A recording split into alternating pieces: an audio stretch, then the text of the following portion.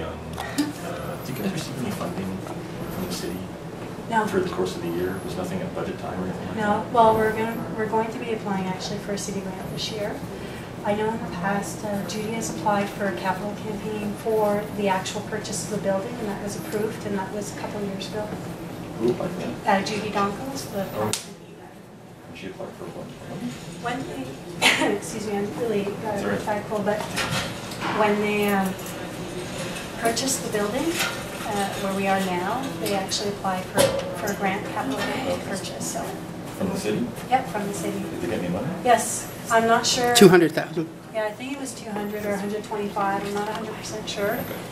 But I do know that they did provide them with some of the funds to purchase the building. Okay, the reason why I'm asking is about the potential for grant money from the city now is they've already kind of suggested that next year, if you're coming to the city to ask for anything, be prepared for a lot of no's just because of the situation there. So I'm assuming you're aware of that going into this, right? Oh, yes, yes. I've already spoken with Debbie Castanet and started writing the applications and stuff like that. So we applied all different things. Like I just applied to the RBC Foundation. We got $10,000, so that was really nice.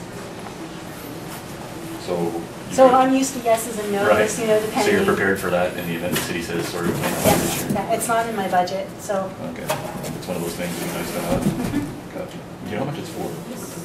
I'm not at liberty to disclose at the moment. Fair to say 1,000? Yes, yeah. Yes, for sure. Over 50,000? I would imagine so, yes. Good luck. Hey. Alyssa, how many pounds of produce did your garden grow this past year approximately? I don't expect you to have weighed everything. Oh, I wouldn't actually know that, how many pounds, because we were bringing in things every day from the garden as much as possible, as much as the volunteers could do. Would it have been 10% of the normal amount of produce that you would have had to use? Or? Oh, we don't get a lot of produce anyways. We encourage the community to actually give us perishables as well as non-perishable foods. So we got like bucket loads of tomatoes, and we got bucket loads of like squash and like beans, phenomenal. So these are things that we wouldn't normally purchase anyway. So why the appeal to CTV in Ottawa instead of local media and making, you know, a lot of our city people that donate regularly sort of embarrassed? Actually, I didn't approach CTV Ottawa. They approached us, and they were on their way. And I think it was a great story on the family that they chose. So we didn't. They picked up from Standard Freeholder. So and when the Standard Freeholder actually came out, we got a lot of donations inside the community as well as outside. So really, it wasn't. We didn't contact them; they contacted us, and it was good. I mean, it was good because we're always in need, there's no question, and regardless of where the donation is coming from, I think it's important that people just recognize that there are people, hungry people, whether it's Cornwall or Ottawa or Toronto, and we're all in this together. And CTV National actually did a huge thing on that the same week on food banks across Canada. So it was kind of it was timely. They were on the food bank beat, let's say. Now you released your political aspiration, the fact that you're going to campaign to run for city council in the Seaway News. I don't know where else you released it, but if you win a seat on city council, would you resign from the Agape? I have no comment on that, to be honest with you. And really, the conversation with regards to that was really about political, just getting more people engaged in the political process, especially women, because I am starting classes Wednesday evening for any female who's interested in running for council, and just talking about getting more females engaged in that. So, have you ever run for office before? Run for office in terms of political office? No, this is the reason why I started political. Do you have a degree in political science? No, I have a couple of degrees though, but not in political science. Right.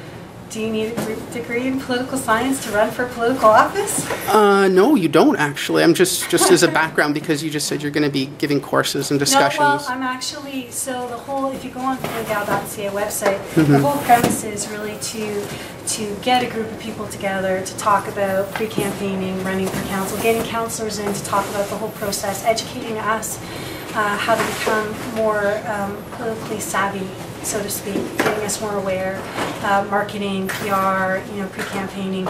It's pretty big actually if you look across Canada, the campaign schools and getting more people involved in the whole process. So I'm working with actually the Canadian Voters Congress and those people groups, and they're providing me with all the information. So I'm getting speakers to come in. I'm just kind of providing the framework for political.ca. Why do you think it's so hard to get good female candidates to come out in more numbers, municipally and locally especially? I don't know, to be honest with you. I mean, I can't answer that. I know that for myself, I would never have done it 10 years ago or 5 years ago because I had a child, and, you know, if I was going to school, I was going to university until maybe 8 years ago. Like, I think it just depends, and I don't know if, you know, maybe they're just not thinking about it, or they still think that, you know, it's a, I don't know. Who would your political role models be, male or female? Well, at the current moment, of course, Justin Trudeau. You know, I follow him. Did you see our footage? We have his whole speech and his wife's speech on Cornwall Free News. I follow him on Twitter, okay. So I like really, you know, what he has to say. I've been reading some of that kind of stuff. So you haven't seen his speech? No. It was an awesome speech. No, actually. I actually also kind of follow the mayor in Mississauga. She is the oldest female. Hazel. Yes, and right now I'm actually just getting to know. I'm obviously a big fan of our female councillors here, right? So it's just leadership. It's providing leadership and providing a different perspective. Do you think there's any unique or special challenges for female politicians?